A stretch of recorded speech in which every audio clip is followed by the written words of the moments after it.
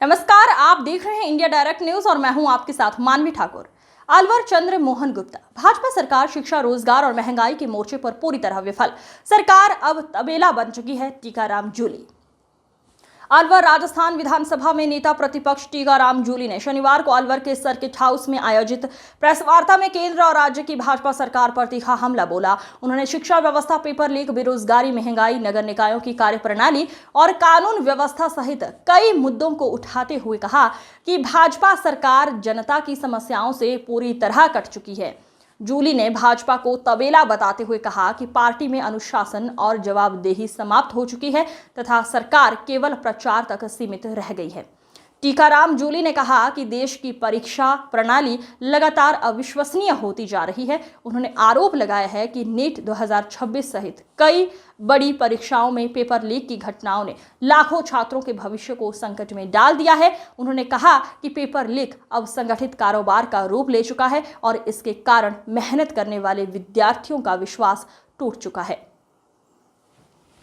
कि इसमें जब बच्चे सीबीएसई में एप्लीकेशन लगाते हैं तो उसका जो रिजल्ट आता है तब तक प्रतियोगी परीक्षाएं जो होनी है उनके फॉर्म निकल जाते हैं।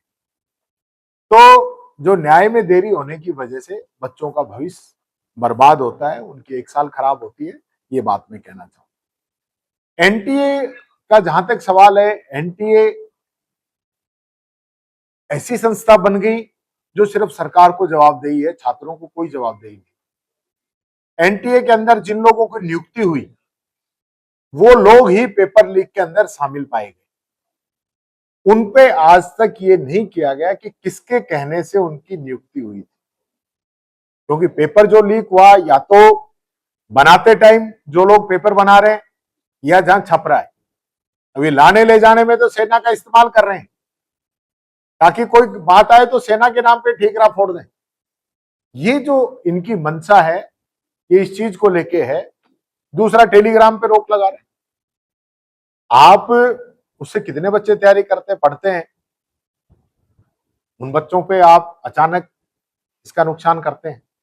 तो आप ये ऐप बंद करके अगर लीक रोकना चाहते हैं तो फिर तो इंटरनेट ही बंद कर दो, पूरी दुनिया का खत्म करो।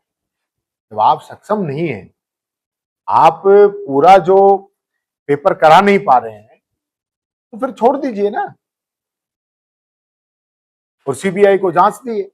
ये सीबीआई वही है जो केंद्र सरकार के इशारे पे चलती है, जिसको सीबीआई को केंद्र सरकार का तोता कहा गया है।